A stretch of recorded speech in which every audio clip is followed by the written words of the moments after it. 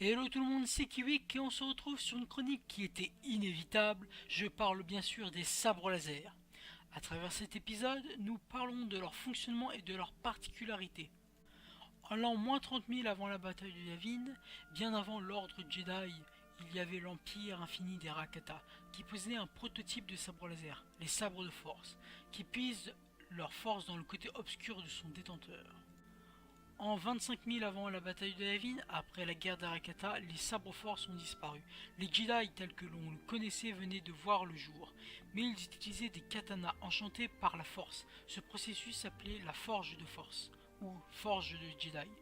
Seulement voilà, le problème c'est que les armes de leurs ennemis évoluaient, et donc les Jedi accoupla leur savoir avec la technologie existante, plus le savoir des sabres force pour créer la toute première lame laser. En l'an moins 7000 avant la bataille de Yavin, les armes des Jedi s'appelaient des proto-sabres. La lame était si gourmande en énergie qu'il fallait une batterie pour l'alimenter. Mais ce n'était pas trop pratique à cause du cordon qui les reliait. Ça empêchait les Jedi de faire les mouvements qu'ils voulaient. Ce fut finalement les Sith qui conçurent le sabre laser sans batterie tel que l'on le connaît aujourd'hui. Depuis, il n'y a plus eu de grande évolution sur les sabres laser.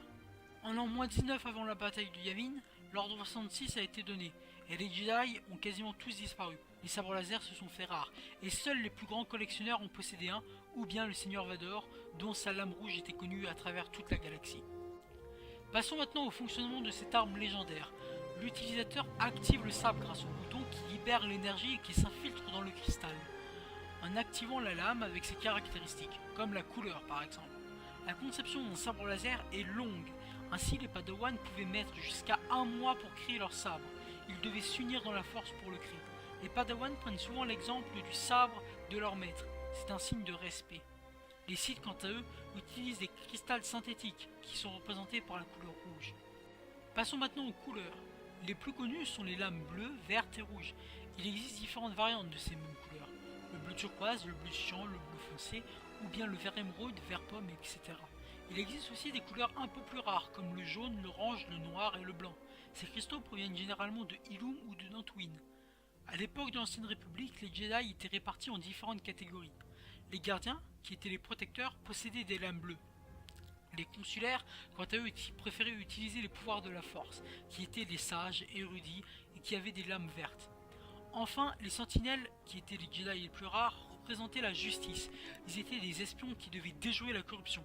Ils possédaient des lames jaunes. Et là, je vous entends dire le sabre violet de Mace Windu, ça vient d'où? Alors tout d'abord, pour la petite anecdote, c'est Mace Windu, donc Samuel L. Jackson, qui a demandé à George Lucas d'avoir une lame violette. Le sabre violet provient d'êtres de pierre vivants grâce à la force. Sur leur corps, des gemmes violettes y poussent. Ce dernier les a secourus et donc ces êtres de pierre lui ont fait don de ce cristal. D'autres utilisateurs de la force possédaient un sabre laser violet, comme Marajad par exemple. Nous aborderons dans un autre épisode les différents types de sabres ainsi que les différents styles de combat. Merci à tous pour le visionnage, n'hésitez pas à aimer, commenter et partager. Faites-moi parvenir vos sujets par l'intermédiaire de ma page Facebook ou en commentaire, ainsi que de vous abonner pour plus de nouvelles chroniques. Allez, ciao ciao.